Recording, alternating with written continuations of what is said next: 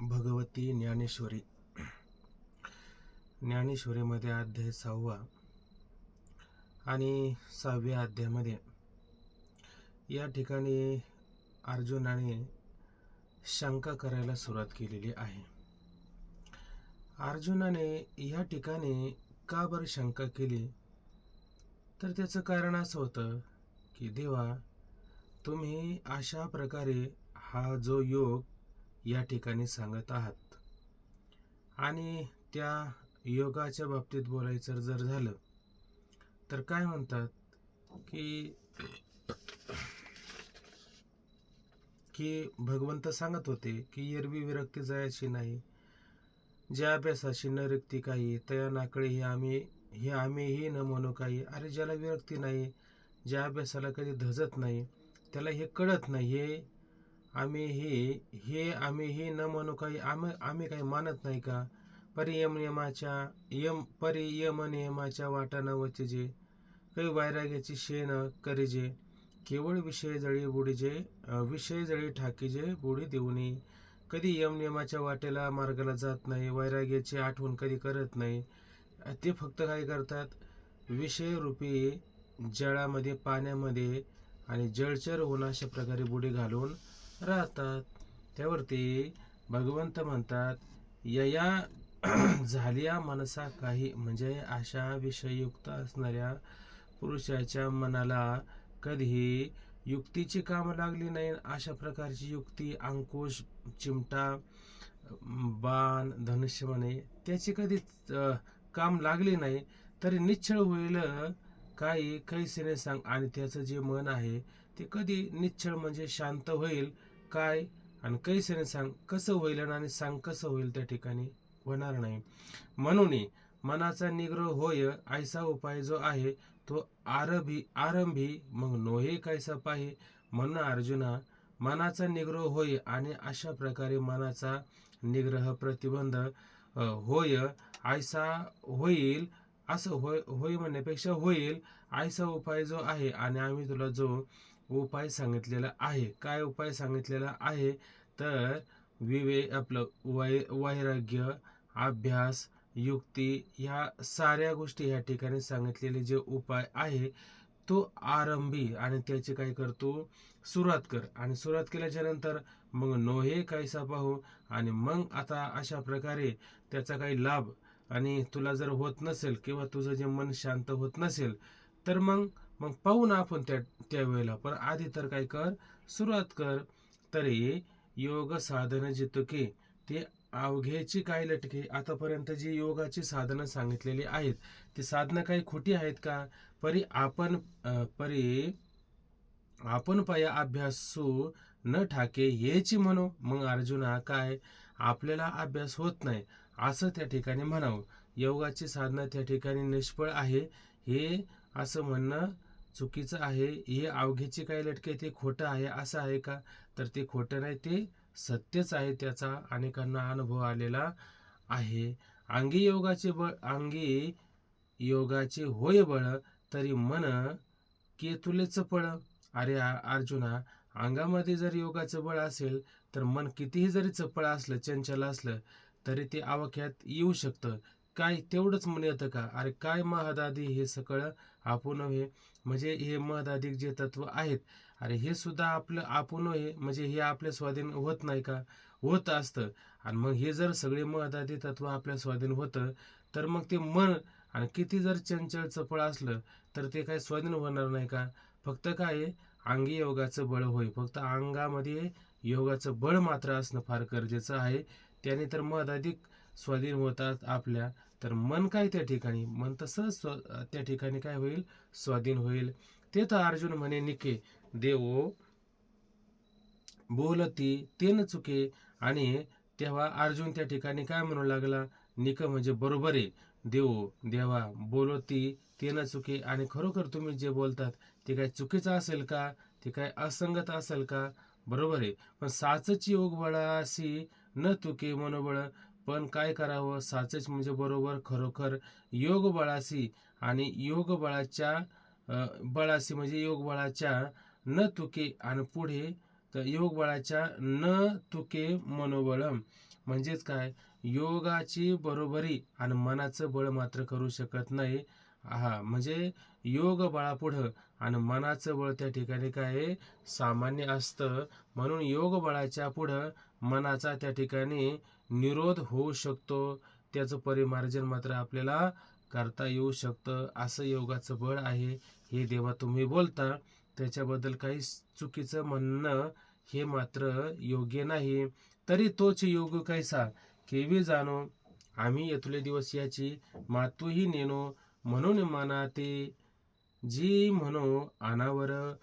काय म्हणतो अर्जुन, तर तोच योग कैसा केवी जाणो, आणि तो असणारा जो योग तुम्ही सांगता तो केवी कसा आहे त्या ठिकाणी, आणि केवी जाणो आम्ही येथुले दिवस याची मातूही नेणू. आणि कसा जाणावा, अरे देवा, येथुले म्हणजे आम्ही आतापर्यंत एवढ्या दिवस मातू म्हणजे त्याची मात, त्याचा विचार, त्याची गोष्ट नेणू आम्ही कधी जाणलंच नाही, आम्हाला कधी माहितीच नाही. म्हणून म्हटलं काय, मानाती जी म्हणो अनावर. म्हणून मी काय म्हटलो की अशा प्रकारे हे मन जे आहे ते फार अनावर आहे, आवाक्यात न येणार आहे, असं मी त्या ठिकाणी म्हटलो. मला जर अशा प्रकारचं जर साधन जर माहिती असलं तर मी असं म्हटलं असतं का, तर मात्र मी असं म्हटलो नसतो.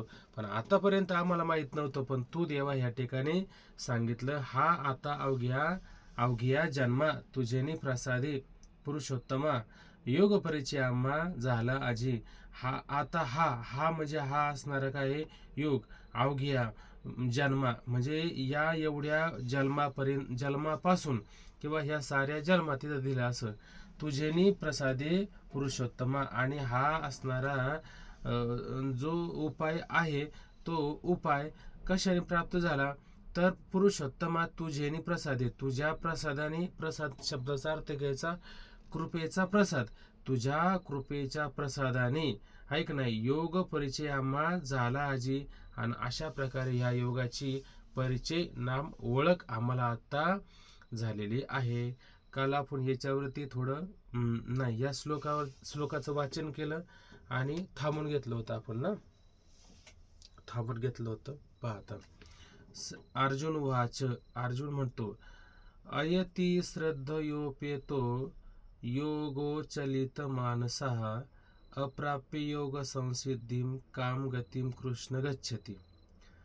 कच्छिन्नो भयो विभ्रष्ट छिन्न भ्रमीव नश्यति, अप्रतिष्ठो महाबाहो विमूढो ब्रह्मणपथि.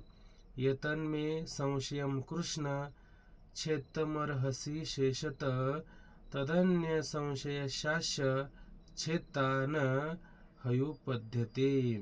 श्रद्धा आहे नवे यत्न, योगातून चळूनी जो मुकला योग सिद्धीस, जाय कोण्या गतीस तो. काय शंका केली अर्जुनाने. अर्जुन या ठिकाणी म्हणतो श्रद्धा आहे, म्हणजे त्याच्या ठिकाणी श्रद्धा आता नाही का, श्रद्धा आहेच, श्रद्धेला काही कमीपणा नाही.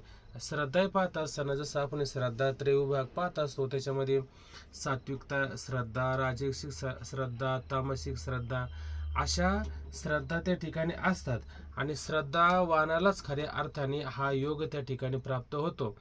श्रद्धा असेल तर साऱ्या गोष्टी प्राप्त होतात.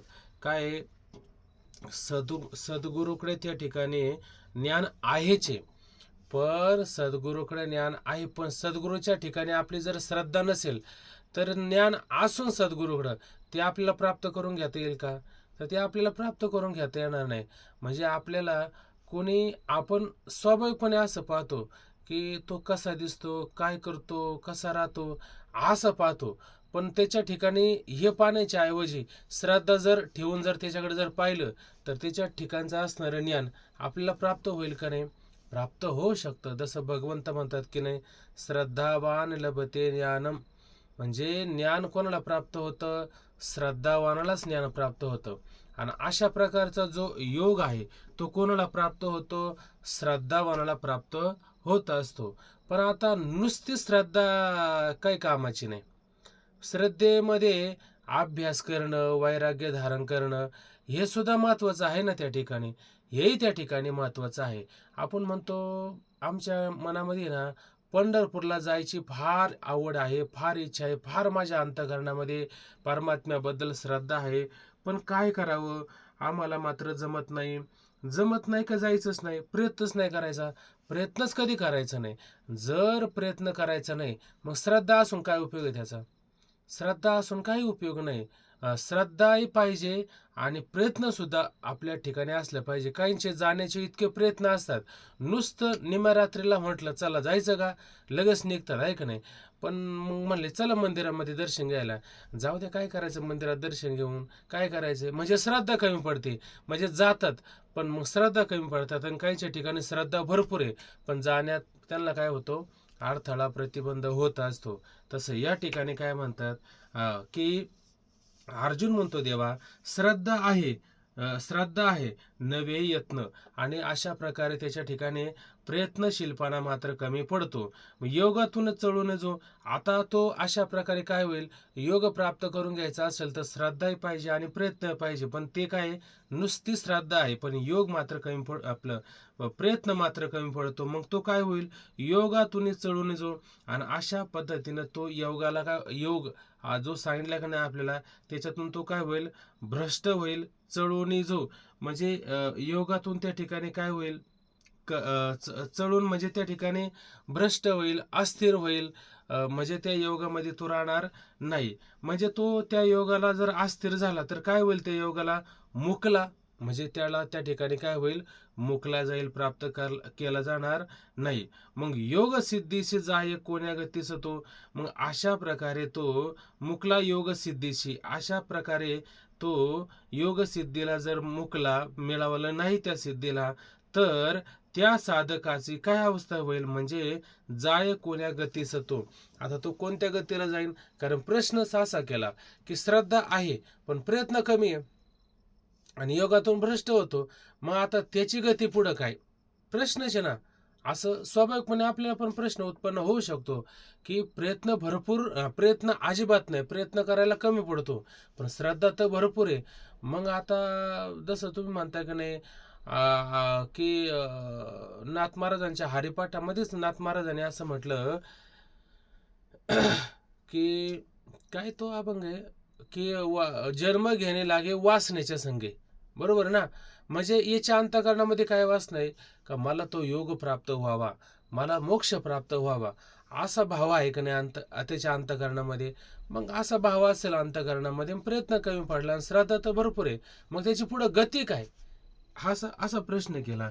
तर आता त्याच्यातच अर्जुन प्रश्न असा करतो, काय तो उभय भ्रष्ट ब्रह्म मार्गी भुलून या, नाश पावे निराधार फुटलेल्या ढगापरे. काय तो उभय भ्रष्ट, उभय म्हणजे दोन, उभय म्हणजे युगल किंवा दोन, त्याला असं म्हटलं जातं. म्हणजे काय, एक आहे मोक्ष आणि एक आहे संसार. हे झाले काय उभय, आहे का नाही. आणि या दोन्हीतून काय झालं, तो भ्रष्ट झालेला आहे. बर, मग ब्रह्म मार्गे भुलून या. आणि अशा प्रकारे त्या असणाऱ्या ब्रह्म मार्गाला, ब्रह्म प्राप्तीला, आणि तो त्या ठिकाणी काय भुलोनिया, आहे का नाही. म्हणजे या सर्वापासून काय ब्रह्मप्राप्तीला चुकलेला आहे. आता तो म्हणजे संसारालाही प्राप्त होत नाही आणि मोक्षालाही त्या ठिकाणी प्राप्त होत नाही. म्हणजे दोन्हीकडे कशालाच प्राप्त होत नाही. म्हणजे त्याला कोणता आधार आहे का, तो निराधार झाला. तो अशा पद्धतीनं काय झालेला आहे, निराधार झालेला आहे. कसा नाश, उभय, हा उभय म्हणजे दोन ना. नाही उभय म्हणजे जन्मापासून, जन्मापासून. हा नाही नाही बरोबर आहे ना, उभय म्हणजे ऐहिक आणि सांसारिक, आहे की नाही, असे दोन. दोन ते उभय म्हणजे ऐहिक आणि दोनच आहे. पारमार्थिक. अहो तुम्ही म्हणता ना उभय लोकी कीर्ती 16 मान. हा, बरोबर. उभय म्हणजे या लोकात आणि परलोकात, दोन्ही लोकांमध्ये असं म्हणतो ना आपण. उभय शब्दाचा हा, हे अर्थ लोकांनी तुम्ही. हा म्हणजे आता इथं काय घ्यायचं उभय भ्रष्ट म्हणजे तो मोक्षालय प्राप्त झाला नाही आणि संसारालाही किंवा त्या संसाराच्या सुखालाही त्या ठिकाणी प्राप्त झाला नाही. ब्रह्ममार्गी भुलून या म्हणजे तो अशा प्रकारे ब्रह्ममार्गाला चुकला. मग तो काय झाला? निराधार झाला. त्याला काही आधार झाला का? कोणत्याही प्रकारचा आधार मात्र शिल्लक राहिलेला नाही. मग नाश पावी निराधार फुटलेल्या ढगापरे. मग नाश पावे फुटलेल्या ढगापरे. फुटलेले ढग, ढग पाहतो का नाही आपण? म्हणजे ते कोणतं ढग? अवकाळी आलेलं ढग. आणि ते कसं असतं अवकाळी आलेलं ढग? ते कसं होतं? ते अवकाळी आलेलं ढग, त्याला काही कोणता आधार असतो का? त्याच्यामध्ये पाणी भरलेलं असतं का? ते अचानक येतं. अवेळी येतं अवेळी जातं ते. अवेळी येतं अवेळी जातं. कारण ते कसं असतं अवकाळी त्या ठिकाणी असतं. तसं याच्या अंतःकरणामध्ये श्रद्धा पण अशी आली. पण कशी आली? अवकाळीच आली ना. जर पूर्वीच जर श्रद्धा असेल तर त्या श्रद्धेच्यासाठी त्याने प्रयत्न केले असते ना. आणि याची श्रद्धा कशी? अशी अवकाळी आलेली. पण अवकाळी का होईना आली ना, हे फार महत्वाचं आहे. उशिरा का होईना आली, प्रयत्न फक्त कमी पडले, म्हणून त्याला संसारही नाही आणि मोक्षही नाही आणि तो निराधार झालेला आहे. मग निराधार ढगाप्रमाणे झालेला आहे. मग निराधार असणारे ढग त्याची काय अवस्था होत असते? ते शेवटी व्यर्थ जातं, आहे का नाही? असं तर त्या साधकाचं होत नाही ना, असा अर्जुन त्या ठिकाणी विचारतो. हा माझा संशय हा कृष्णा तुची फेडी मुळातुनी. अशा प्रकारे माझा असणारा जो संशय आहे तो संशय कोण फेडील त्या ठिकाणी? तुची फेडी, तूच त्याला त्या ठिकाणी फेडशील म्हणजे घालवशील. फेडील अशी तुझा कोणी न दिसेची तुझं विनम. आणि अशा प्रकारे माझा संशय फेडण्याकरता तुझ्या वाचून मला आता मात्र दुसरा या ठिकाणी कोणी दिसत नाही. म्हणण्याचं तात्पर्य काय झालं? कारण हा अर्जुनाला काय आलेला आहे? अनुभव आलेला आहे. कुठं अनुभव आलेला आहे?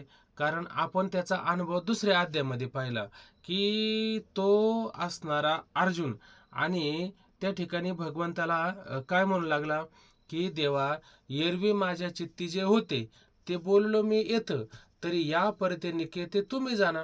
माझ्या मनामध्ये जेवढं होतं मी तेवढं बोलून गेलो, पण आता याच्यापेक्षा तुम्ही काय वेगळे ते जाणा ना. तुम्ही त्या ठिकाणी काय सर्वज्ञ आहात आणि त्यातल्या त्यात काय तुम्ही सर्वज्ञ आहात. तू गुरुबंधू पिता, तू गुरुबंधू पिता, तू आमची इष्ट देवता, तू सदा रक्षिता आपदे आमते. आणि आमचं सतत आपत्तीतून संकटातून त्या ठिकाणी काय तुम्ही अशा प्रकारे रक्षण करणारे आहात. तैसा परिदेवा तूच एक आश, असं काहीतरी आहे. आणि बोलिलो जरी ना मानसी मागील माझे. आणि इथून मागं मी काय बोलला असेल ना ते मात्र मानावं घेऊ नको. मग आता काय कर? तरी उचित काय आम्हा जे व्याभिचारे धर्म. आता उचित आम्हाला काय आहे, योग्य आम्हाला काय आहे, ज्यामध्ये व्याभिचार म्हणजे अधर्म घडणार नाही, ते झडकरी पुरुषोत्तम वेगळे सांगते. लवकर आम्हाला सांग. का सांग? कारण बघा ते काय ओवे आहेत, हे सकळ कुळ देखुनी जो शोक उपजला अशी म्हणी, तो तुझ्या वाक्य वाचून न जाय अनेक. बरोबर आहे की नाही? आता इथं पण प्रश्नच केला का नाही?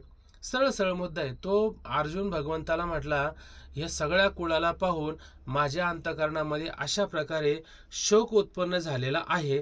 तो शोक कोणाच्या वचनाने जाईल, कोणाच्या बोलण्याने जाईल? तो तुझ्या वाक्य वाचून न जाय अनेके. तुझ्याच वाक्याने जाणार आहे. दुसरं कशाने जाणार आहे का? जाणार नाही. कारण मग अर्जुनाला तिथं पूर्णपणे अनुभव आलेला आहे का नाही? तो आहे का नाही? किंवा माऊली तिथं म्हणतात आता तो किंवा काय ना तरी आयुष्य पुरले आहे तरी औषध काही नव्हे, तेथ एकच उपयोगा जाय परमामृत. आपलं आयुष्य त्या ठिकाणी काय आता थोडक्यात संपत आलेलं आहे. थोडं काळ राहिलेलं आहे का नाही? आणि किती तुम्ही औषधाची सारव जर केली तर आयुष्य काही वाढणार आहे का? आता किती वाढेल? थोडंफार 1-2 दिवस थोडंफार तासाने वाढेल बुवा, पण ते जाणार का? आहे जाणारच आहे. मग तिथं काय उपयोगा? तिथं फक्त भगवंताचं वचनच त्या ठिकाणी काय आहे उपयोगाला पडणार आहे. आणि मग तो अशा पद्धतीनं मग भगवंत बोलू लागला. आता माऊली म्हणतात तो उदार कैसेने बरसेल, त्याने अर्जुन आचरून निवेलं, मग नवीन रूढी फुटेल उन्मेषाचे. तिथं बरेच 2-4 ओव्यामध्ये आल्या. आणि मग ते काय ते कारण मग सरोष बोल, मग ते कारण म्हणे धरले, सरोष बोल आधरले. म्हणजे जैसे मातीच्या कोपी थेकुले स्नेह आती. म्हणजे जशा आईच्या कोपण्यात रागवण्यामध्ये काय असतं, स्नेह असतं का नाही. पण ते आपण म्हणतो ती आई त्याला काय म्हणते, आत घरात जाऊन मर. पण तिचं स्नेह आहे का नाही त्याच्यामध्ये, तिचं स्नेह त्या ठिकाणी आहे. किंवा माऊली म्हणतात औषधाच्या कडवटपणे जैसे अमृताची पुरवणी, आहाच ना दिसे गुणी प्रगट होय. औषधाची कडवटपणे, औषध कसं आहे कडवट आहे, पण त्याच्यामध्ये काय अमृताची पुरवणी हे दिसते का आपल्याला, आहाच न दिसे वरवर दिसते का, पण घेऊन बघा बरं गुणी प्रगट होय. हो, असं असं होतं का नाही. तसं भगवंत त्या ठिकाणी ते कारण मने धरले, सरोष बोल आधरले, कारण मनामध्ये धरून रागवून बोलायला सुरुवात केली. काय म्हणले रे, तू जाणता तरी म्हणविसी पण नेनवेते न सांडीशी, आणि शिकू तरी बोलशी बहु सालनी. ती फार शहाणा झाल्यासारखा बोलतो का रे, अरे तुझं बोलणं म्हणजे काय, जात्यंद लागे पिसे मग ते सैरा धावो तसे. म्हणजे हे भगवंताने अगदी स्पष्टपणे बोलला का नाही.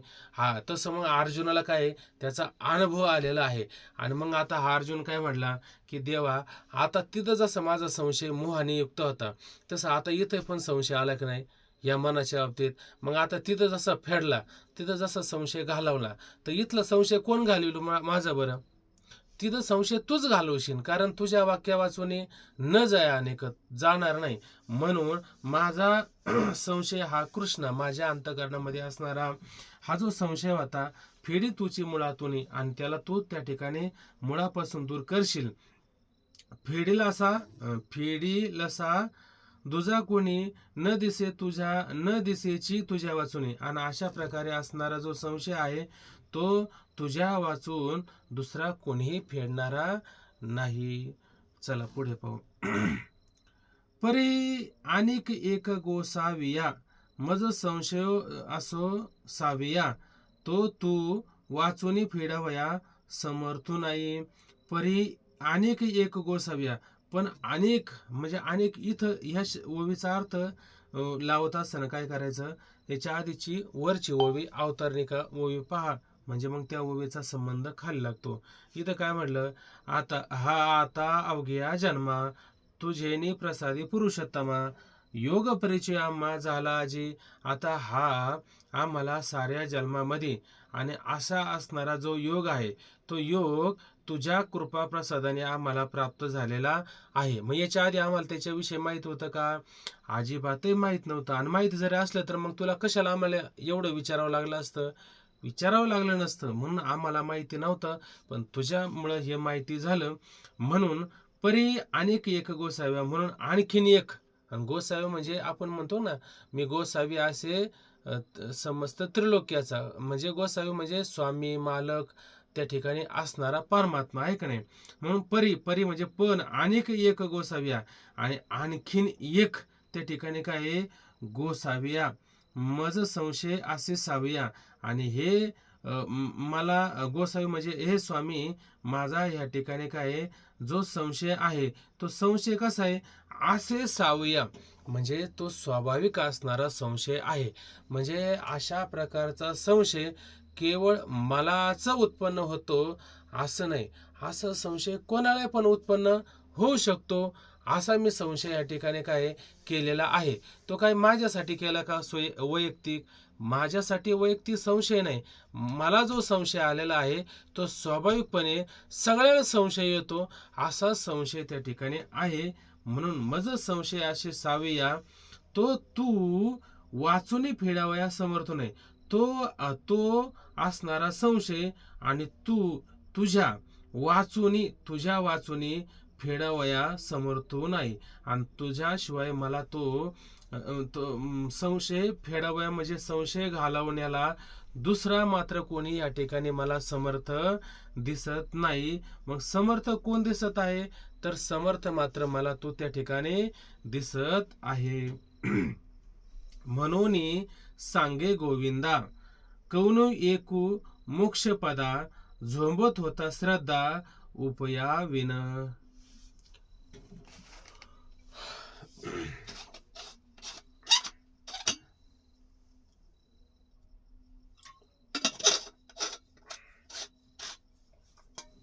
मी आज जरा थोडं पटपट उरकतो, आता डोळे झाकायला लागले, आता जमाने आता मी झोपूनच घेणार होतो, पण नंतर थांबलो मी बराच वेळ, पण म्हटलं चला करू प्रयत्न तर करून बघू. पण बघतो आता मी काय करतो, घेतो फटाफटा जेवढं होईल तेवढं. बाकीच्या नाही विस्तार झाला तर उद्या करू आपण विस्तार. सरळ सरळ मुद्दा पाहण्याचा प्रयत्न करू. चला. म्हणून सांगे गोविंदा, म्हणून हे गोविंदा. गोविंदा शब्दाचा अर्थ आपण नेहमी पाहतो. गो म्हणजे इंद्रिय, गो म्हणजे वाणी. गो शब्दाने वाणीचाच अर्थ घ्यायचा आहे का नाही. आणि त्याचा कोण असणारा हा स्वामी त्या ठिकाणी.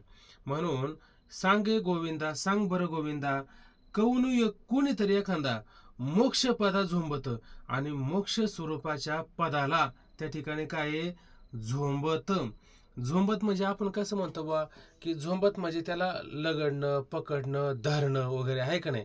असा तो कोणीतरी एखादा, सांग बरं गोविंदा, कोणीतरी एखादा साधक आणि त्या मोक्ष स्वरूपाच्या पदाला आणि त्याला काय धरायचा प्रयत्न करतोय, आटोक्यात आणण्याचा प्रयत्न करतो होता. पण कसा, श्रद्धा उपयावेन. आणि श्रद्धा आहे पण उपाय मात्र प्रयत्न वगैरे हे मात्र बाजूला टाकून दिलेलं आहे. म्हणजे त्या ठिकाणी तो प्रयत्न करत नव्हता का, तर त्या ठिकाणी त्याचा काय प्रयत्न चालत होता. पण प्रयत्न आहे, पण श्रद्धा पण पाहिजे ना त्याच्यामध्ये. पण श्रद्धा मात्र आहे, पण प्रयत्न मात्र त्या ठिकाणी काय कमी पडत आहे. म्हणून अशा पद्धतीनं हे गोविंदा सांग बरं, कोणी एखादा साधक आहे आणि मोक्ष स्वरूपाच्या पदाला प्राप्त करायला तयार झालेला होता. पण कसा, श्रद्धा आहे पण उपायाविन, पण कोणत्याही प्रकारचा उपाय करत नाही. फक्त श्रद्धा मात्र बळकट अंतःकरणामध्ये त्याने काय धारण केलेली आहे.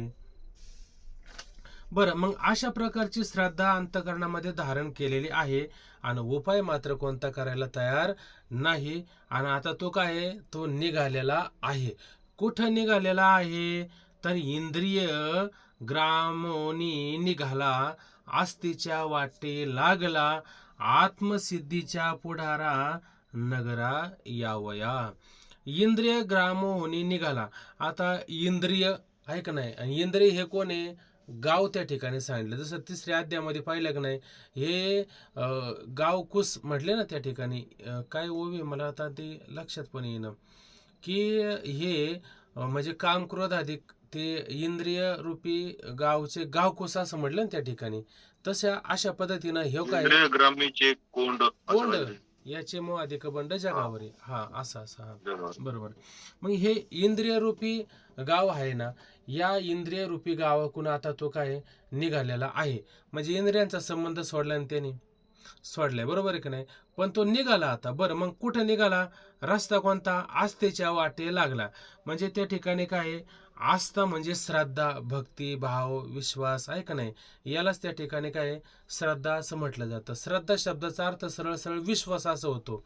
पण कोणता विश्वास, तर त्याच्यामध्ये आस्तिक स्वरूपाचा परमात्म्याविषयीचा जो आस्तिक भाव आहे त्याला श्रद्धा असं म्हटलं जातं. किंवा विचारसागरामध्ये आपण पाहिलं की शास्त्रवचन आणि गुरुवचन यांच्या ठिकाणी असणारा जो विश्वास आहे त्याला अशा प्रकारची काय श्रद्धा म्हटले जाते. मग अशा प्रकारच्या आस्थेच्या म्हणजे श्रद्धारूपी वाटेला मार्गाला लागलेला आहे आणि मार्गाने मार्गक्रमणा करत आहे. कुठं मार्गक्रमणा करत चाललाय, आत्मसिद्धीच्या म्हणजे मोक्ष स्वरूपाच्या सिद्धीला, मोक्ष स्वरूपाला प्राप्त करून घेण्याच्या गावाला पुढारा नगरा यावया. पुढारा म्हणजे पुढचं नगर आहे का नाही.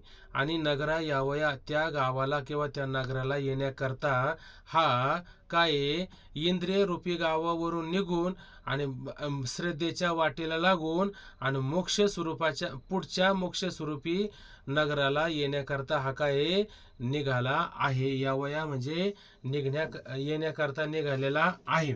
बरं, येण्याकरता निघालेला आहे, पण तव म्हणजे तेव्हा आत्मसिद्धी न ठकेची आणि मागू ते न येववेची ऐसा असतो गेला माझारेची आयुष्य भानू. बघा आता त्याच्या ठिकाणी श्रद्धा आहे, प्रयत्न उपाय मात्र कमी पडले. तेव्हा काय झालं म्हणे, तेव्हा आत्मसिद्धी न ठेकेची आणि मग त्याला आत्मसिद्धी म्हणजे मोक्ष प्राप्ती, तर त्याला होईल का? न ठेकेची म्हणजे होणारच नाही. कारण त्याला प्राप्त करून घेण्यासाठी काय पाहिजे आपल्याला?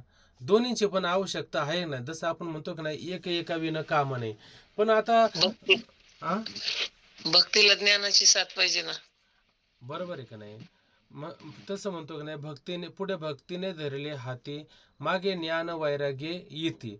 हे जसं महत्वाचं आहे का नाही, तसं माग ज्ञान वैराग्य येते, पण त्याच्यासाठी मग बाकीचं काही करणं नाही का? का भक्ती म्हणजे तेवढंच आहे फक्त. भक्ती पंत बहु सोपा असं म्हणता आणि पुढं नागेविले वाटा असं काहीतरी एक शब्द आलेला त्याच्यामध्ये. किंवा भक्ती ते कठीण शिळावरील पोळी आणि निवडे तो काय भक्ती तो कठीण शिळावरील पोळी निवडे तो बळी विरळा शूर. म्हणजे तिथं शूरच सांगितलं ना. पण म्हणजे भक्ती सोपी पण आहे आणि भक्ती कठीण पण आहे. म्हणजे ते प्रयत्न वाचून प्राप्त होईल का? प्रयत्न वाचून प्राप्त होणार नाही. मग श्रद्धा, भक्ती, भाव, विश्वास हे सगळे त्यातलाच विषय. पण त्याच्यासाठी प्रयत्न नको का? तो का म्हणे, मना पाहिजे अंकुश नित्य नावादिस जागृतीचा. हा मात्र तिच्या ठिकाणी काय आहे, अशा प्रकारचा प्रयत्न असणं गरजेचा आहे. म्हणून तैसे आस्तीच्या महापुरी रिक्ताती या कोट्यावरी परिप्राप्तीच्या पहिले तरी विपयाला निघे. मग आता त्या आस्तिक रूपी आणि महासागरामध्ये कोट्यावधी आणि साधक बुड्या घालतात की नाही.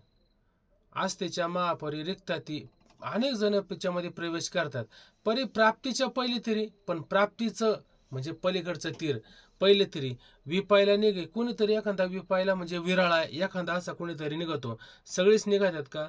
सगळी मात्र निघत नाही. आता इथं फक्त एवढंच घ्यायचं की हा पण निघालाय ना, इंद्रिय रूपी गावावरून निघून श्रद्धेच्या वाटेला लागून आणि मोक्ष स्वरूपाच्या पुढच्या असणाऱ्या नगराला येण्याकरता हा निघाला. पण आता निघाला, पण काय कमी पडलं ते लक्षात आलं ना. आपल्या श्रद्धा आहे, फक्त प्रयत्न मात्र कमी पडले. हे मात्र लक्षात घ्या, नाही तर मग संगती आपली काय चुकून जाते. म्हणून प्रयत्न कमी पडले. म्हणून तेव्हा काय झालं, तो म्हणजे तेव्हा आत्मसिद्धी न ठकीची आणि आत्मसिद्धी त्याला मात्र प्राप्त होत नाही. आत्मसिद्धी म्हणजे मोक्ष स्वरूपात त्याला प्राप्त होत नाही. बरं नाही झाली. बरं मग पुढं आणि मागू ते न येवीची आणि माघारी पण येता येईन. म्हणजे पुढं मोक्ष पण प्राप्त होईन आणि माग पण आता येता येणं. जसं तुकोबरांचं म्हणतो की नाही आपण, देव ना संसार तुका दोहीकडे चोर. अरे देवही नाही प्राप्त करता आला, गाथाही बुडून टाकली आणि संसाराचं तर बरं अख्खं देवळच निघलं आहे का नाही. सोकरल्यावरी गमविले पीक रांडापुरे भिके लाविले आणि आम्ही सदैव सुडके जवळीच येता चोर धाके जाऊ पुढे भिके कुत्री घर राखीती. अशी संसाराची अवस्था करून टाकली आणि पुढं गाथाय पाण्यामध्ये बुडून टाकला.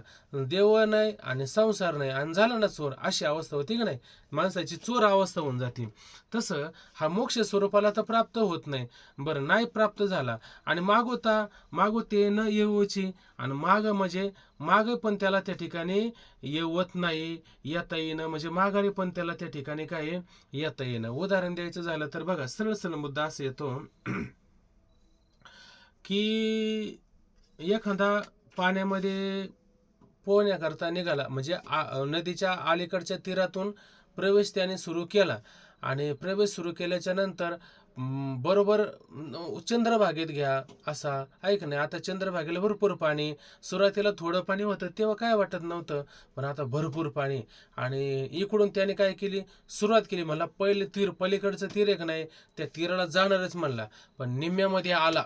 निम्म्यामध्ये आल्याच्या नंतर मग काय झालं, निम्म्यामध्ये आल्याच्या नंतर थकला. बरं थकल्याच्या नंतर काय, आता मागं पाहिलं त्याने. मागं पाहिल्याच्या नंतर ते तीर पण लांब दूर होतं आणि पुढचं पण आता तीर दूर होतं. म्हणजे काय, आता माघारी म्हणजे मागच्या तीराला आता जाता येईल का? त्याला जाताच येणार नाही ना. बरं का जाता येत नाही, श्रद्धा बळकट आहे ना. श्रद्धा बळकट आहे. आता मला सांगा, आपण पारमार्थाला लागलो, सुरुवातीला काही जुळत नव्हतं, आता वाटतंय का नाही? आता काही जरी झालं तर आपल्याला ते स्वरूप प्राप्त करून घ्यायचं, आपल्या जीवनामध्ये शांती प्राप्त करून घ्यायची, अशी प्रत्येकाची भावना आहे का नाही? अशी प्रत्येकाची त्या ठिकाणी भावना आहे. आता प्रत्येकाची भावना, पण प्रयत्न कमी पडतो. आता काय करावा हे आता आपलंच बघून घ्या ना. आपल्याला प्रयत्न कमी पडतो की नाही? आपल्याला कधी कधी आजू काही सुधरत नाही. मग आता नक्की काय करावा? आता पाठ सोडून द्यावा का पुढं पाठ करतच राहावा? काय करावं नक्की? अशी गंमत आहे का नाही? सेम तशीच गंमत आहे. म्हणून तेव्हा आत्मसिद्धी तर न ठके, आणि आत्मस्वरूपाला मोक्ष स्वरूपाची सिद्ध तर प्राप्त होत नाही, आणि मागू ते न येऊची, आणि माघारी मात्र त्याला येवत नाही, येणं संभवत नाही, जमत नाही. कसं?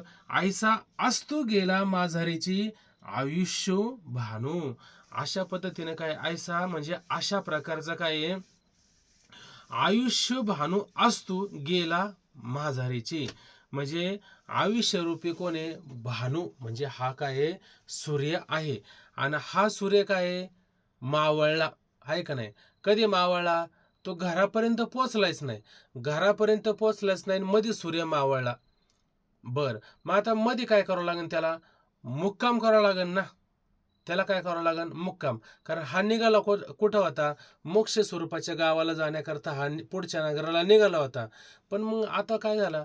तो आयुष्यरूपी भानू, म्हणजे त्याचं आयुष्यच आता त्या ठिकाणी काय थांबलं, मावळलं. मग आता आयुष्य समजा त्या ठिकाणी काय मावळलं तर मग काय होईल बरं पुढं? मग रात्रीच्या रात्री तिथं मुक्काम करायचा, नाही का? किंवा माऊलींचं एक ओवी बघा, की म्हणले मला वाटतं दुसऱ्याचा अध्यायामध्ये, या वनर्थ उदपाने सर्वतः संप्लुतोदके तावन सर्वेश, त्याच्यामध्ये ओवे आल्यात की वेदे बहुत बोलले विविध भेद सुचले तरी आपण घेपे. त्याच्या खालचीच ओवी त्याच्यामध्ये, की म्हणले तो सूर्य त्या ठिकाणी काय मावळला, आणि मग तुझा मुक्काम झाला. पण सकाळचा सूर्योदय झाल्याच्या नंतर त्याला अनेक मार्ग दिसतात, बरोबर आहे की नाही? पण तो सूर्य मावळला, मग तो काय होतो? त्या ठिकाणी त्याचा मुक्काम त्या ठिकाणी होतो. अनेकांचा अशा प्रकारचा मुक्काम झालेला, आणि काही काहींना अनुभवाला सुद्धा येतो. असं एक डॉक्टर जाधवबाबांच्या मुखातून ऐकलं होतं, की म्हणे कोणीतरी आपल्या महाराष्ट्रामध्ये एका कोणाचा तरी जन्म असा झाला, पण जन्म झाल्याच्या नंतर तो तिकडं त्या राजस्थान प्रांतामध्ये कोणतं तरी गाव सांगायचा, आणि त्या गावामध्ये, आणि खेडगाव कोणतं तरी काहीतरी असं सांगायचा, आणि म्हणे तिथं अशी विहिरी आणि अशी बारवी त्या ठिकाणी, अशी त्या ठिकाणी झाडं आहे, आणि मला ते सगळे आठवतात. आणि चांगल्या कुटुंबामध्ये तो जन्माला आलेला होता. पण मग तो सारखं सारखं सांगायचा. मग घरच्याने असा विचार केला की हा वारंवार म्हणतो, मग राजस्थानला जायला काय हरकत आहे, म्हणून त्याला तिथं घेऊन गेले. त्या गावाला, त्याने जे गाव सांगितलं त्याच गावाला बरोबर तिथं गाव सापडलं, सगळं सापडलं. मला हे बघा, ह्या बाजूने चला, ह्या बाजूने असं गेलं, ह्या पांदीने असं वर गेलं की बरोबर ह्यावरती ह्या टोकाडावर ना तिथंच गाव आहे, तिथंच आमचं घर आहे, तिथंच घर आहे. बरोबर त्या घरापर्यंत गेला. घरापर्यंत गेल्याच्या नंतर समोर जी स्त्री आली का नाही, ती आल्याच्या नंतर तिला म्हणलं, ही माझी बायको आहे, हे माझे हे ते म्हणले. ते असं म्हटल्याच्या नंतर त्याने समजून सांगितलं, हा तू मला म्हणतोय का तुम्ही माझी बायको आहे असं तसं. ते म्हणले, असं कसं काय होईल, हे काही शक्य आहे का? म्हणले, आम्ही तर महाराष्ट्रातून आलो, पण यांनी सांगितलं इथपर्यंत बरोबर आलो. पण मग बायको म्हणतो, पण मग त्याच तुमचं नाव त्याला माहिती आहे का? म्हणले, नाव सांग. त्याने नाव पण सांगितलं. म्हणले, तुझं नाव काय? म्हणे, तुझं नाव शारदा आहे ना? म्हणले, शारदा आहे. आणि तुझ्या नवऱ्याचं नाव काय माहिती आहे का? नवऱ्याचं नाव म्हणले, सांगितलं. मग तेच म्हणले, माझं नाव म्हणले. म्हणजे मग आईचं नाव सांगितलं. बरं जाऊ दे, मरू दे म्हणले. 10 वर्षापूर्वीची एक गोष्ट घडली. म्हणजे विहिरीमध्ये एक मुलगा, विहिरीमध्ये एक मनुष्य कोणीतरी ढकलून दिलं, मेला. असं काय झालं का? म्हणले, हा 10 वर्षापूर्वीची गोष्ट घडलेली. हा, मग म्हणले, मला म्हणले माझ्या जन्मापासून हे सगळं आठवतं, आणि मी ह्या सर्वांना घेऊन आलो. म्हणजे मग म्हणण्याचं तात्पर्य काय? ज्याचा जिथून काय होतो, आपण म्हणतो ना, ज्याचं जिथं थांबलं का नाही त्याचं सुरुवात कुठून होते? तिथूनच सुरुवात होते, बरोबर आहे का नाही? आता समजा एखादा मध्ये पाण्यामध्ये आला आणि तिथं थकला समजा, आणि तिथं समजा त्याने काय आधार घेतला, पण मग आधार घेतल्याच्या नंतर तो परत अलीकडच्या तीरापासून सुरुवात करत नाही ना. सुरुवात करायची म्हणलं कुठून? तिथूनच सुरुवात करतो. अगदी त्या प्रकारेच असं माऊली म्हणतात की ऐसा आज तो गेला माझारीचे आयुष्य भानू, आणि मध्येच आयुष्याच्या मध्येच आणि त्याचा आयुष्य भानू असणारा काय त्या भानू म्हणजे सूर्य त्याचा काय केला मध्येच त्या ठिकाणी अशा प्रकारचा काय झाला अस्त झाला, मध्येच त्या ठिकाणी काय मावळला. मग पुढे माऊली म्हणतात म्हणजे पुढच्या श्लोकाचं वर्णन आलं की जैसा उदाहरण देऊन सांगतात आकाळी आभाळ आळू माळू सपाताळ विपाय आले केवळ व सेना वर्षे. म्हणे कसं जैसे आकाळे आभाळ, आकाळी म्हणजे अवकाळी आणि आभाळ म्हणजे ढग मेघ, आणि काय आळू माळू सपाताळ, आळू माळू म्हणजे थोडक्यात किंचित, आणि कसं आहे ते पातळ आलेलं म्हणजे एकदम दाट गर्द फार असं भरलेलं पाण्याने वगैरे फार असं नाही, सपातळ एकदम अवकाळीमध्ये आलेलं जे असणारं ढग आहे का नाही आभाळ आहे का नाही ते किंचित सपातळ असणारं जे आहे ते विपाय आले, आणि कदाचित आले केवळ, आणि केवळ फक्त सहज त्या ठिकाणी कदाचित आले तर ते काय होतं केवळ म्हणजे फक्त वर्षेना वशेना वर्षे ते राहतं का त्या ठिकाणी, कसं असं वसून म्हणजे कायमस्वरूपी तिथं राहतं का, तसं राहत नाही. आणि ना वर्षे, आणि त्याचा वर्षाव तरी कधी होतो का, त्याचा अशा प्रकारे काय वर्षाव सुद्धा त्या ठिकाणी होत नाही. अगदी त्याप्रमाणे माऊली म्हणतात तैसे दोन्ही दुरावली. आता त्या पद्धतीनं काय केलं दोन्ही दुरावली, म्हणजे आता त्याला जर तिथं म्हणजे ते आलेलं ढगे त्याचा पाऊसही पडत नाही आणि ते राहतही नाही अशी अवस्था अशी झाली का नाही, तसं याला इथं वशेना वर्षे म्हणजे याला मोक्षही प्राप्त होत नाही आणि धड संसारही प्राप्त होत नाही, अशा त्या काय ढगाप्रमाणे अवस्था झालेली आहे. तैशी दोन्ही दुरावली म्हणजे मोक्ष आणि संसार हा दोन्ही काय त्याला त्या ठिकाणी दुरावला, दोन्हीमध्ये काय पडला अंतर पडला का, जे प्राप्ती तव अलग ठेली, आणि त्याच्यात काय झालं की जे जे म्हणजे कारण आणि प्राप्ती म्हणजे कशाची मोक्ष स्वरूपाची प्राप्ती तव अलग ठेवली, आणि ती तर मात्र त्या ठिकाणी काय वेगळीच त्या ठिकाणी निराळीच त्या ठिकाणी काय ठेली म्हणजे त्या ठिकाणी राहिलेली असते.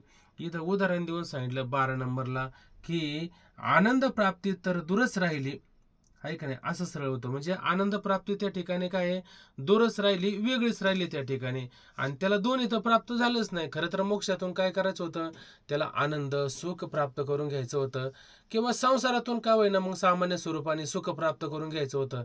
आता त्याला संसार केला असतं तर संसारातलं सुख प्राप्त झालं असतं, आणि मोक्ष प्राप्त करून घेतला तर मोक्षाचं सुख प्राप्त करून घेता आलं असतं. पण आता याच्यातलं कोणतं त्याला प्राप्त करून घेता आलं, कोणतंच नाही ना. देव ना संसारात तो का दुईकडे चोर, म्हणजे अशा पद्धतीने काय झालं तैशी दोन्ही दुरावले, त्याला संसारही प्राप्त झाला नाही आणि मोक्षही प्राप्त झाला नाही, दोन्हीमध्ये अंतर पडलं, आणि जे प्राप्ती तव अलग ठेली, आणि अशा प्रकारे तो मोक्ष कारण मोक्ष स्वरूपाची जी प्राप्ती आहे ती मात्र त्याची काय झाली अशा प्रकारे बाजूलाच राहिली.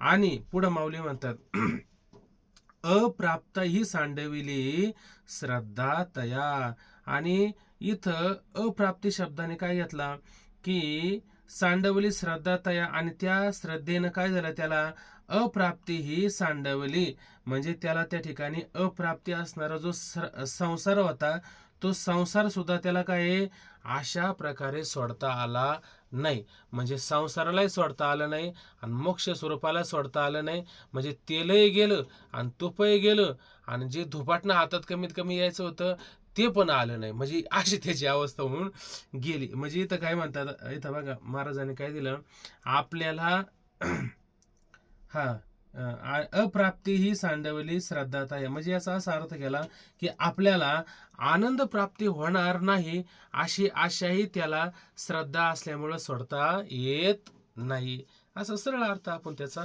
घेऊ शकतो. हे पण जळतं, किंवा श्रद्धेमुळे त्याला संसाराला सुद्धा अशा प्रकारे सोडता आलं नाही. चला ऐसा दोला अंतरला काजी जो श्रद्धेच्या समाजी बुडाला तया नाही इथं असं वाचावं लागेल, हा इथं हे स्वल्पविराम केला परत. ऐसा दोला अंतरला काजी जो श्रद्धेच्या समाजी बुडाला तया हो जी कवन गती. आता आता अर्जुन त्या ठिकाणी म्हणतो की आता त्याला काय कशी गती होईल, कसं तर ऐसा दोला अंतरला काजी, आता दोला म्हणजे काय दुहीला दोन्हींना कशाला? संसाराला आणि मोक्ष सिद्धीला, आहे का नाही, परमानंद सिद्धीला, ह्या दोन्हीला काय झालाय? तो आंतरला, वेगळा झाला. आंतरला म्हणजे अशा पद्धतीने त्याला तो दोन्हीला, मोक्ष आणि संसाराला काय झाला? मुकलेला आहे. जो श्रद्धेच्या समाजी बुडाला, पण आता तो बुडाला कुठं? श्रद्धेच्या समाजी, आहे का नाही? श्रद्धेच्या समाजी म्हणजे काय? तर श्रद्धा, भाव, विश्वास, करुणा, दया, सदयता, प्रेम, वात्सल्य, असं हे सगळं कुठे येतं? त्या श्रद्धेमध्ये त्या ठिकाणी येतं ना. हे सारं श्रद्धेमध्ये येतं. आणि हा कशात मध्ये बुडालेला आहे? हा श्रद्धेमध्ये मात्र तर बुडाला आहे ना. याची श्रद्धा कुठं कमी पडते का? श्रद्धा तर बळकट आहे, श्रद्धा मात्र कमी पडत नाही. फक्त कमी काय पडतात? प्रयत्न कमी पडतात. निघालाय पंढरपूरला, आहे का नाही? लोक पंढरपूरला किती दिवसात जातात? हे महिनाभरामध्ये, 15 दिवसामध्ये जातात, आहे का नाही? याला वर्ष होत आहे तरी पण हा वेळ जात नाही. हा वर्षाने कधीतरी पार वज वज वज वज जातो, आहे का नाही? म्हणजे मग याचा प्रयत्न कमी पडतोय ना. श्रद्धा नाही का? अहो, आता पंढरपूरला निघाला म्हणजे माग तर नाही येऊ शकत ना. रोज घरी येऊन जाऊन करीन का तू? नाही ना. महाराज आळूमाळू सपातोळ म्हणजे काय म्हणायचं? आळूमाळू म्हणजे किंचित, लहान, थोडक्यात.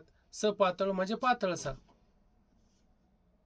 असा पडदा, ढग येतात ना आकाशामध्ये, ते आता जसं पावसाचं ढग असतं, ते पाऊस आल्याच्या नंतर, ढगफुटी झाल्याच्या नंतर किती पाणी येतं. पण अवकाळी पाऊस येतो, तो पाऊस काय एवढा असतो का? येतोच नाही. पहिली गोष्ट तो आपण म्हणतो का नाही, काय गरजेल तो बरसेल काय? नुसती गर्जना करतो तो, पण येतो का? यायला त्याच्यात काहीतरी असलं पाहिजे ना. म्हणजे त्याच्यात काही असतच नाही. असो ऐसा अशा प्रकारे दोला अंतरला, आणि त्या संसार आणि मोक्षाला त्या ठिकाणी काय आहे? अंतरला, मुकला. जी जी म्हणजे आदरवाचक. मग जो श्रद्धेच्या समाजी बुडाला, पण काय झालं? तो श्रद्धेच्या समुदायामध्ये भक्ती वगैरे वगैरे, आता जे वर्णन केलं का नाही आपण, असा एक समुदाय त्याचा, म्हणजे श्रद्धेलाच धरून ह्या ठिकाणी काय आहे? हा सारा समुदाय असतो. त्याच्यामध्ये तो काय आहे? मात्र बुडाला. मग आता तो बुडाला जो आहे, तया हो जी कवन गती. आणि आता देवा, आता अशा असणाऱ्या साधकाची कोणती गती होणार आहे? तो कोणत्या गतीला जाणार आहे? तो मोक्ष स्वरूपाला प्राप्त होईल, म्हणजे जन्म मरणाच्या बंधनातून मुक्त होईल, का परत संसाराला येईल आणि परत संसार करील, का संसार करेल, का परत मोक्ष स्वरूपाची प्राप्ती करून घेण्याचा प्रयत्न करेल? नक्की त्याची गती तरी काय आहे? ती गती आम्हाला या ठिकाणी काय कळाली पाहिजे. वाचा श्लोक चला. श्री भगवान उवाच पार्थ नैवेनामुत्र विनाशस्तस्य विद्यते न हि कल्याणकृत कश्चित् दुर्गतिं तात गच्छति. श्री भगवान वाच पार्थ नैवेह नामुत्र विनाशस्तस्य विद्यते न हि कल्याणकृत कच्चित दुर्गती तात गच्छति. म्हणजे न ह्या लोके न त्या लोकी नाश तो पावतो कधी, शुभकारी कोणी बापा दुर्गतीस न जात असे. आता भगवंत त्याचं काय करतो? समाधान करतो. श्रद्धा तर आहे, प्रयत्नामध्ये तो कमी पडतो, पण तो कर्म करताना कोणती कर्म करतो? शुभ कर्म करतो. आता त्याचे कर्म वाईट कर्म आहेत का? अशुभ कर्म आहेत का? कारण मोक्ष स्वरूपाला प्राप्त करून घेण्याकरता कर्म भले सकाम असू द्या, माहिती का नाही, देवा मला सुखात ठेव, पण कमीत कमी देवाचं नाव तर घेतो का नाही? म्हणजे ही कर्म वाईट आहे का? ही सकाम जरी असली तरी सकाम कर्म त्या ठिकाणी दुःख देणारे नसतात. म्हणून आता या ठिकाणी काय म्हणतात भगवंत? न ह्या लोकी न त्या लोकी नाश होतो पावतो कधी. म्हणजे तो या लोकामध्ये, म्हणजे इह लोकामध्ये जरी असला तरी त्याचा कधी नाश होत नाही. म्हणजे तो जसं तुकोबरा म्हणतात की नाही, खंती ते न करा पुढे होणे गाढव कुत्रा, तो गाढव कुत्रा होणे असं होतो का इह लोकामध्ये? जन्माला जरी आला जेव्हा तो, तर या लोकामध्ये जन्माला जरी आला तर असा गाढव कुत्रा बैल वगैरे हे होत नाही, ऐक ना. आणि परलोकाला गेल्याच्या नंतर नरकाला वगैरे जातो का? तिकडं नरकाला पण जात नाही आणि इथं गाढव कुत्रा पण होत नाही. म्हणजे ये लोकात असो नाही तर परलोकामध्ये असो, त्याचा कधी नाश आहे का? त्याचा कधीच नाश होणं संभवत नाही. म्हणून म्हणतात, न ह्या लोकी न त्या लोकी नाश तो पावतो कधी. कधीच त्याचा कोणत्याच लोकामध्ये नाश असा प्रकारे होत नाही. शुभकारी कुणी बापा दुर्गतीस न जात असे. अरे अर्जुना, शुभकारी जो शुभ कर्म करतो कुणी कुणी असं एखादा शुभ कर्म करतो बापा म्हणजे अर्जुना, दुर्गतीस न जात असे. आणि अशा पद्धतीनं तो दुर्गतीला, वाईट गतीला, अधोगतीला कधी न जात असे, कधी त्या ठिकाणी जाणारा नसतो. तव कृष्ण म्हणती पार्था, तेव्हा श्रीकृष्ण म्हणती पार्था, श्रीकृष्ण म्हणती अर्जुना, काय रे, जया मोक्ष सुखी असता. आता त्याला मोक्ष ज्या असणाऱ्या साधकाला मोक्ष सुखाची काय आस्था म्हणजे इच्छा, अपेक्षा त्याला त्या ठिकाणी काय आहे. तव कृष्ण म्हणते पार्था, तेव्हा कृष्ण म्हणू लागले अर्जुना, जया मोक्ष सुखी असता, आणि ज्याला मोक्ष सुख प्राप्त करून घेण्याची अपेक्षा इच्छा अंतकरणात आहे, त्याला मोक्षा वाचून अन्यथा गती आहे का? त्याला मोक्षा वाचून अन्यथा वेगळी गती आहे का? त्याला गतीच नाही. जसं आपण पहा, आकाशातून पावसाची धार सुटली, मग सुटल्याच्या नंतर थोडा वारा आला, वाऱ्याने इकडे तिकडे उधळू लागली ती धार. पण मग उधळली, पण वारा शांत झाल्याच्या नंतर कुठे येईन बरं ती धार? तिला जमिनी वाचून दुसरी गती आहे का? तिला गतीच नाही, कारण निघली कुणीकडे ती. तसं आता हा इंद्रिय ग्रामावरून निघालाय का नाही, आणि आस्थेच्या म्हणजे श्रद्धेच्या वाटेला लागलाय का नाही, श्रद्धा विश्वास याच्या वाटेला लागलाय का नाही, मग शेवटी कुठं जाईन तो? नदीला जायचं जरी झालं आणि किती जरी पर्वत वगैरे सगळे आडवे आल्या किंवा बाकीच्या नद्या जरी आडव्या आल्या, तरी ती पर्वतातून तोडून जाईन, बाकीच्या नद्यांमधून प्रवेश करून जाईन, आणि तिचं गंतव्यस्थान काय? समुद्र हे तिचं गंतव्यस्थान आहे. फक्त काय झालं की पर्वत बाकीच्या नद्या आडव्या तिडव्या आल्यामुळे जरा त्याला प्रतिबंध झाला. पण शेवटी गती काय? गती म्हणजे समुद्राचे, तिचं गंतव्यस्थान समुद्राचे, फक्त उशीर त्या ठिकाणी होतं. जसं आपण तिसऱ्या अध्यायामध्ये पाहिलं की नाही, एक कर्मयोगी जाणं, एक ज्ञानयोगी जाणं. एक कर्मयोगी सांगितलं, एक ज्ञानयोगी सांगितला. ज्ञानाचा मार्ग तीव्र गतीचा, कर्माचा मार्ग मंद गतीचा. हे मार्ग तरी दोन्ही परी एकवटती निदाने, जैसे सिद्ध साध्य भोजने तृप्ती एक. मग दोघांना पण तृप्ती होते का नाही? होतेच ना. का किंवा का पूर्व पारसरिता भिन्न दिसते पाहता, एक पूर्व वाहिनी आणि एक पश्चिम वाहिनी, आणि जरी अशा दोन प्रकाराने वाहत असल्या, पण त्यांचं गंतव्यस्थान समुद्र वेगळा नाही ना. तो समुद्र काय आहे? तो एकच आहे त्या ठिकाणी. तसं या असणाऱ्या साधकाच्या अंतःकरणामध्ये मोक्ष प्राप्त करून घेण्याची इच्छा आहे, त्या असणाऱ्या साधकाला मोक्ष वाचून अन्य गती आहे का? त्याला दुसरा विषयच नाही, आहे का नाही? कुठेही गेला तरी काय म्हणे, आता आपण नेहमीच उदाहरण घेतो, म्हणे एक भिकारी होता, आणि तो भिकारी काय रेल्वेमध्ये बसला, आणि रेल्वेमध्ये बसल्याच्या नंतर त्याने विचारलं, म्हणले रेल्वे कुठं चालली? ते म्हटले रेल्वे चालली नागपूरला. तुम्हाला कुठं जायचं होतं? मला जायचं होतं. कुठं जायचं होतं? म्हणे सोलापूरला जायचं होतं. अच्छा, मग तुम्हाला सोलापूरला जायचं होतं आणि गाडी तर नागपूरला निघाली, आता काय करावं लागेल? आता तुम्हाला उतरून घ्यावं लागेल. नाही म्हणले जाऊ द्या, काय हरकत नाही. म्हणजे का बरं? तुम्हाला तर सोलापूरला जायचंय. नाही म्हणलं, मग सोलापूरला जाऊन मी काय करतोय? आणि तेच नागपूरला जाऊन करणार आहे ना. म्हणजे सोलापूरला जाऊन मला भिकच मागायची, आणि नागपूरला जाऊन काय करणार आहे? भिकच मागायची, आहे का नाही? तसं याला काही जरी झालं, या लोकांमध्ये राहिला आणि परलोकामध्ये गेला, गती याची वेगळी आहे का? एकच गती आहे. त्याला मोक्ष हे एकच गती आहे, त्याच्यामध्ये काही बदल नाही. म्हणजे इथं श्रद्धेला किती महत्व दिलं पहा. म्हणून म्हणतात, तया मोक्ष वाचून अन्यथा गती आहे का? त्याला मोक्ष वाचून दुसरी वेगळी मात्र काय आहे? गती प्राप्ती दुसरी आहे का त्या ठिकाणी? नाहीचे. पुढे पहा, परी येतुले हेची एक घडे, जे माझारे विश्वावे पडे, तेही परी ऐशिनी सुरवाडे, जो देवा नाही. परी परंतु येतुले हेची एक घडे, पण एवढ्याने काय होईल? येतुले म्हणजे एवढ्याने हेची एक घडे. आणि याच्यामध्ये एक एवढ्याने मात्र एक या ठिकाणी काय आहे, घडतं होतं. काय घडतं एवढ्याने बाबा, जे माझारी विसवावे पडे. आणि एवढ्याने काय होतं, माझारी म्हणजे मध्येच, आहे का नाही, म्हणजे आयुष्य जातं संपून. आयुष्य जातं संपून. आणि संपून गेल्याच्या नंतर आयुष्याचं काय होतं, पुढं काय होतं, विसवावे पडे. आणि त्याला विश्रांती पुढे घ्यावा लागते. मग तो विश्रांती कुठं घेत असेल बरं?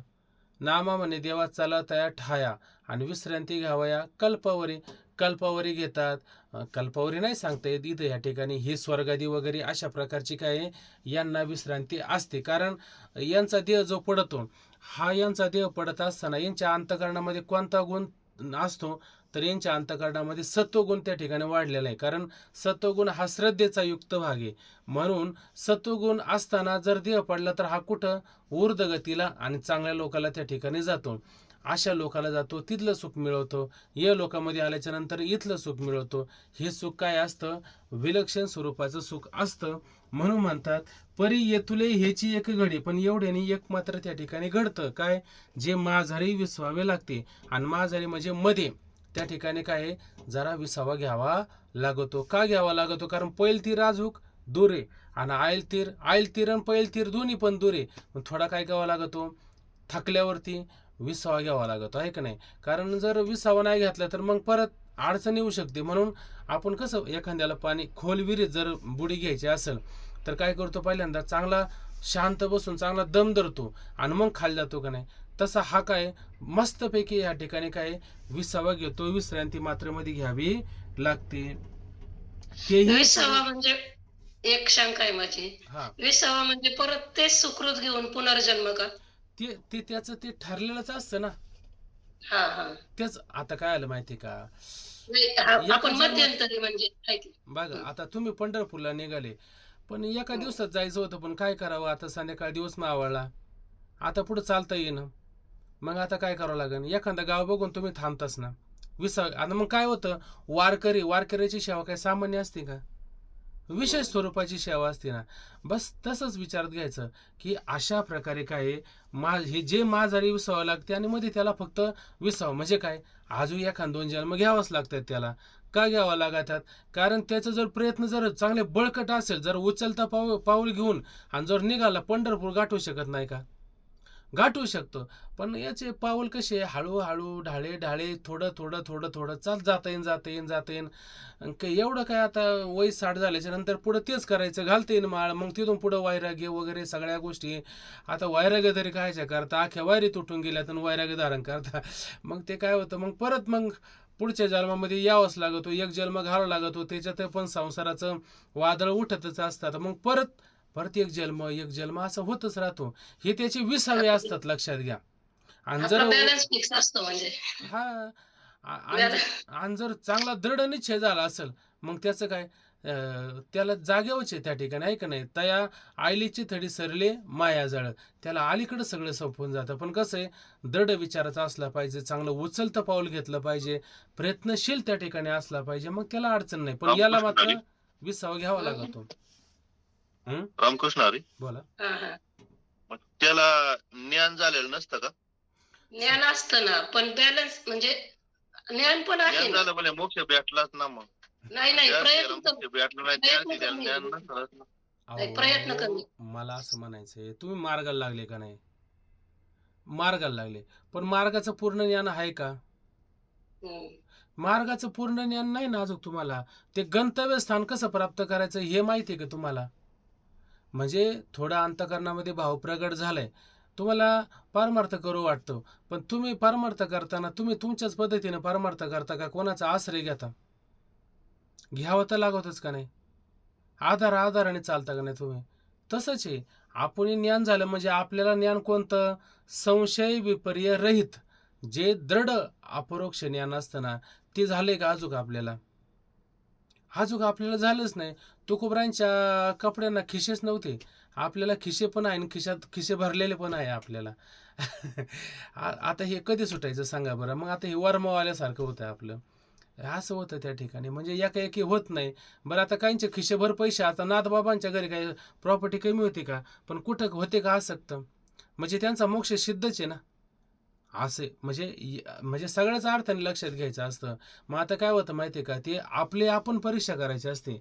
म्हणजे मग आपली परीक्षा आपल्याला कशाची जर आसक्ती नसेल, निरासक्त निराभाव आपण त्या ठिकाणी प्राप्त झालो असेल, तर मग मोक्ष आत्ताच आणि इथंच आहे आपल्याला. का वेगळा मोक्ष या ठिकाणी सांगायचा. मोक्ष म्हणजे काय, मोकळं होणं म्हणजे मोक्ष होणं. कशाचीच अपेक्षा अंतःकरणामध्ये नाही. म्हणे तू म्हणे स्वर्गाला जाशील, मला याच्या स्वर्गाशी काही घेणं देणं नाही. म्हणजे य लोकामध्ये सर्व भोगशाल, मला य लोकाशी काही घेणं देणं नाही. म्हणे तुम्ही परमेष्ठी पदा अगदी ब्रह्मपदाला जाशाल, आहे त्याची पण मला गरज नाही. मग मला कशाचीच अपेक्षा नाही, मला काहीच नको, असा ज्याच्या अंतःकरणामध्ये भाव आहे का नाही, आणि तो मोकळा झाला म्हणजे मोक्ष स्वरूपाला प्राप्त झाला. मग त्याची पुढं काय गती आहे. हे लोक म्हणजे जयाची ऐकदड नाही तयाची परत्र पुष्टिक आहे. ज्या लोकांचं य लोकातच धडाचं नाही, तर परलोकाचं काय सांगायचं. तसं ज्या लोकांचं य लोकामध्ये जर एवढी उत्तम अवस्था असेल, परलोकामध्ये काय अवस्था असेल, तीच अवस्था असेल ना. म्हणजे अशा पद्धतीनं त्याला मोक्ष काय इथंच आहे, तो काही वेगळा मात्र सांगायची गरज पडत नाही. असो परी येतुले ह्याची एक घडे, पण एवढ्याने मात्र एक त्या ठिकाणी काय घडतं, काय जे माझारी विसवावे पडे, आणि मध्ये मात्र काय आहे आयुष्यात त्याला विसावा मात्र त्या ठिकाणी घ्यावा लागतो. म्हणजे जन्मादी वगैरे बाकीच्या गोष्टी त्याला येऊन अशा पद्धतीने घ्यावा लागतात. आता त्याच्यामध्ये त्याला सुख होतं, तेही परी आयशीने सुरवाडी म्हणजे अशा प्रकारचा सुखाचा अनुभव आनंद सुख तेही परी, पण ते कसे, ते पण आयशीने, ते पण असे सुरवाडू जो देवा नाही. आणि अशा प्रकारचं सुख जे देवाला कधी प्राप्त होत नाही, अशा प्रकारचं सुख मात्र त्याला त्या ठिकाणी काय प्राप्त होतं. म्हणजे याचा अर्थ असा होतो, जे देवाला प्राप्त होत नाही, मग ते देव झाले कसे, सकाम कर्म करून देव झाले. आणि याचं कर्म कोणतं आहे, निष्काम कर्म आहे. म्हणजे याचं सुख आहे हे कसं आहे, प्युअर सुख. आणि त्यांचं सुख कसं आहे, मध आधी मिश्रित सुख आहे. मिश्रित सुख आणि प्युअर सुख याच्यामध्ये फरक आहे का नाही. म्हणजे मग हे सुख देवांना सुद्धा प्राप्त होत नाही, असं सुख त्या ठिकाणी तो काय घेत असतो. म्हणजे त्याचं सुख कसं, तो परा अगदी वाळवंटामध्ये आणि एरंडाची जर सावली मिळाली, तर त्याच्यामध्ये काय आनंदाचे डोळे, आनंद तरंग, तुका म्हणे खातो आनंदाचे लाडू, कुठं, एरंडाच्या सावलीत.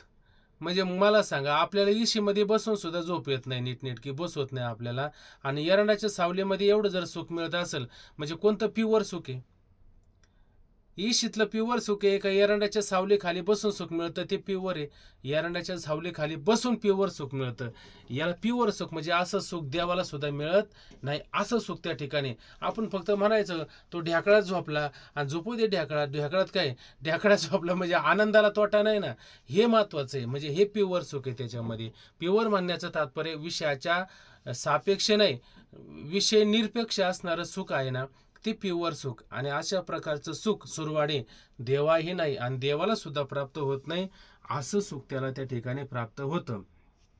पुढे पहा, एरवी अभ्यासाची, आता महत्वाचा मुद्दा, एरवी म्हणजे खरोखर अभ्यासाचा उचलता पावली जरी चालता, तो दिवसा आधी ठाकीता सोहम सिद्धीते. काय म्हणले, एरवी म्हणजे खरोखर अभ्यासाचा उचलता, आणि याने जर अभ्यासाचा आहे का नाही, आता हे अभ्यासाला महत्व आलं का नाही, प्रयत्न म्हणजे अभ्यासाने घ्यायचं, आणि अभ्यासाचा उचलता पावले जरी चालता, आणि अभ्यासाची चांगली उचलती पावलं घेऊन हा जर त्या ठिकाणी चालू लागला असता, लक्षात आलं का नाही, तुमच्या प्रयत्नरूपी अभ्यास आणि हे अभ्यासरूपी चांगली पावलं घेऊन, आपण म्हणतो ना, अरे पावलं उचलत चला जरा थोडं, पटपट चला, आहे का नाही, म्हणजे पाऊल उचलून टाक जरा थोडं, असं म्हणतो. म्हणण्याचं तात्पर्य काय, उचलतं पाऊल घे म्हणजे काय, उचलतं पाय घे म्हणजे काय, रस्ता लवकर गाठ, उशीर मात्र करू नको, अंधार पडण्याची शक्यता आहे. म्हणून आपण नेहमी एक विचार असा मांडत असतो, याला बाबा आता या अभ्यासाचा उचलता पाऊली जरी चालता, तरी दिवसा ठाकीता सोम सिद्धीते. म्हणजे त्याला काय अभ्यासच आहे, अभ्यास आहे ना, अभ्यास कमी पडला म्हणून विसावा घ्यावा लागला. मग तो यत्न सांगितलं नाही, प्रयत्न म्हणजे अभ्यास म्हणजे काय बरं, अभ्यास शब्दाचा अर्थ काय, मी सच्चिदानंद रूप ब्रह्म आहे का नाही, याचा कधीही आपल्याला भ्रम निर्माण न होणं, ऐक नाही, असं सारखं चिंतन करता करता तो भ्रम सुद्धा घालून टाकणं म्हणजे अभ्यास पूर्ण होणं का नाही? आता म्हणा बरं तुम्ही 1-2 ते शिकून झालं ना, आता काय म्हणायची गरज आहे? म्हणजे परिपूर्णता झाली का नाही? निम्म्या रात्र आपलं कधी कधी आता बघतो आपण हे, काही लोक असे नोटा घेतात आणि आपल्या संग चर्चा करतात तर नोटा बरोबर मोजून काढतात. आता मोजतात का 1, 2, 3 नाही का, हात बरोबर काम करतात ते. असं अनुभव आहे का नाही कोणाला? मला तर रोज अनुभव येतो असा. म्हणजे मग ते चर्चा चालू आहे पण नोटा मात्र चुकत नाही, बरोबर 100 लागतात. वाढले तरी लगेच कळतं आणि कमी झालं तरी कळतं. म्हणजे याला म्हणायचं पूर्णत्व.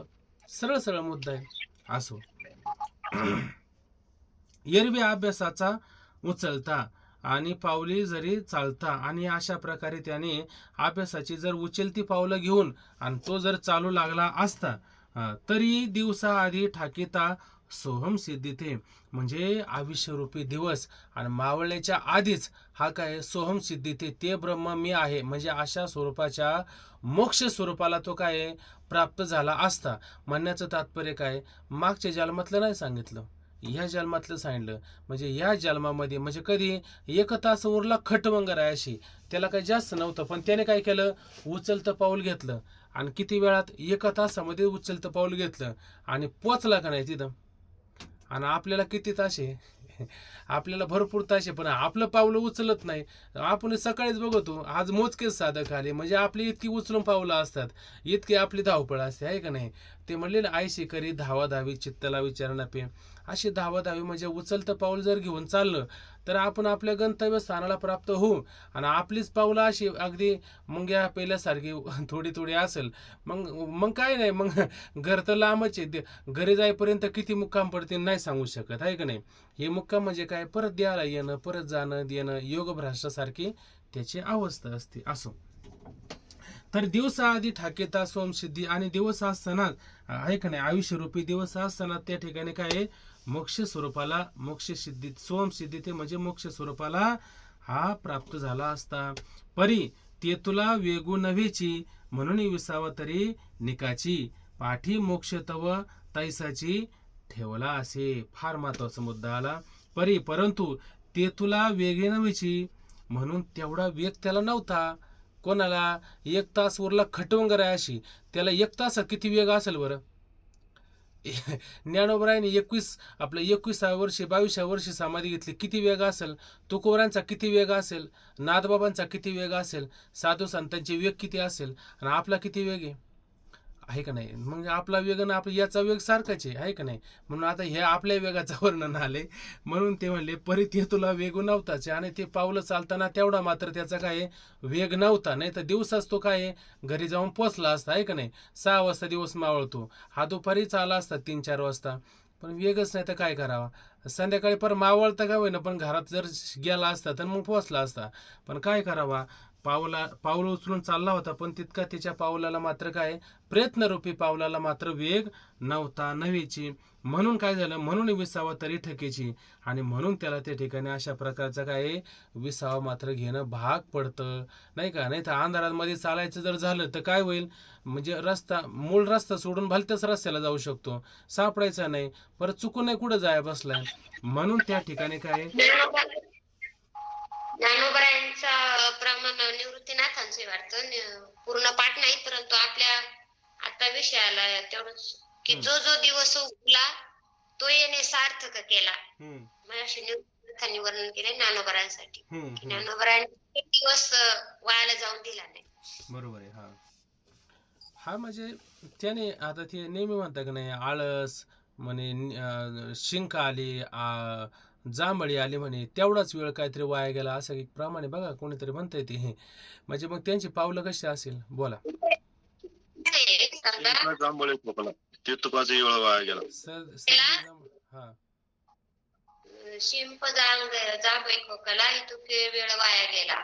मला तेच म्हणण्याचं तात्पर्य काय, मला म्हणण्याचं तात्पर्य एवढंच का, मग त्यांची पावलं किती वेगवान असतील त्यांची पावलं किती वेगवान असतील हे मला म्हणायचंय. आपली पावलं किती वेगवान आहे हे पण लक्षात घ्या. म्हणून हे पावलं कोणाचे सांगायच्यात, आता आपली पावलांचं वर्णन करून सांगतात.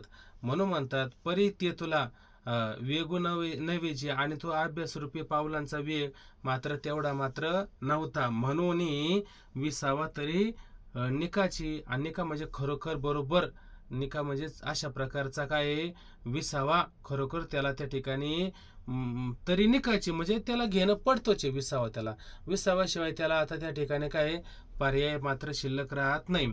पाठी मोक्ष तव तैसाची ठेवला अशी, आणि विसावा जरी घेतला पण आता मोक्ष त्याचा माग ठेवलेलाच आहे ना. का मोक्ष त्याचा कोणी चोरून नेला? का मोक्ष कोणी चोरून येणार आहे का?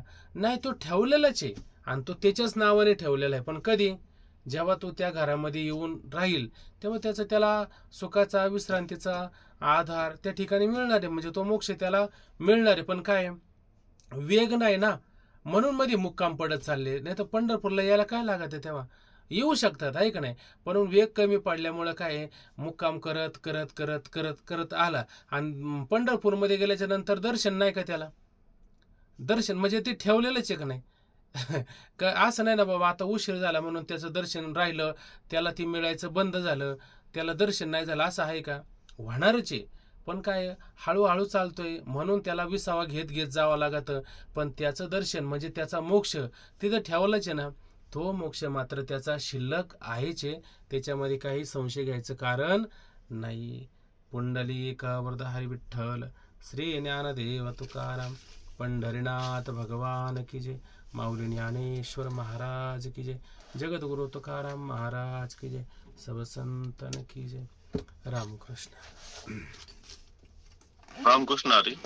रामकृष्ण हरी. राधे राधे. राधे राधे. रामकृष्ण हरी. रामकृष्ण रामकृष्ण हरी. रामकृष्ण रामकृष्ण हरी. रामकृष्ण हरी. एक विचारायचं होतं. बोला ना. विवेक चूडामणी ग्रंथामध्ये आलतं, एक वर्ण आलतं, त्याने सांगितलं 3 गोष्टी ज्या जीवाला आहे ना पूर्व पुण्याने भेटतात नाही का.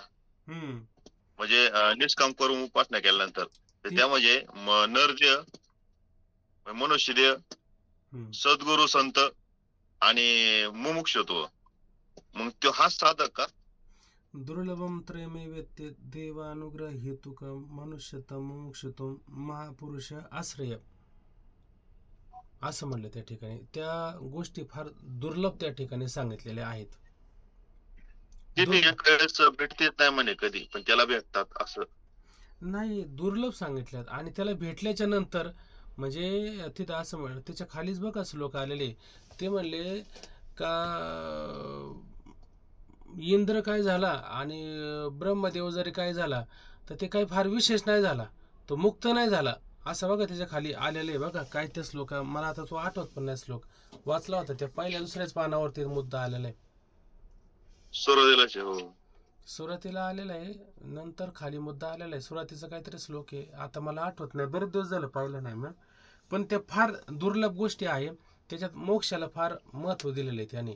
आणि सगळे झाले पण मोक्ष नाही मिळाला ना तर सगळं होऊन त्या ठिकाणी काय व्यर्थच आहे. कारण ते काय पुनरावर्तित म्हणजे येणं जाणं त्या ठिकाणी आहे. आणि भगवत प्राप्ती म्हणजे परमात्मा स्वरूपाला प्राप्त झाला की येणं जाणं त्या ठिकाणी काय पूर्णतः बंद पडून जातं त्याची ही परंपरा, असं त्या ठिकाणी आहे. आता ही परंपरा बंद पडून जाते म्हणजे नक्की काय होतं याच्यात पण खरं बारकाईने पाहण्यासारखं असतं.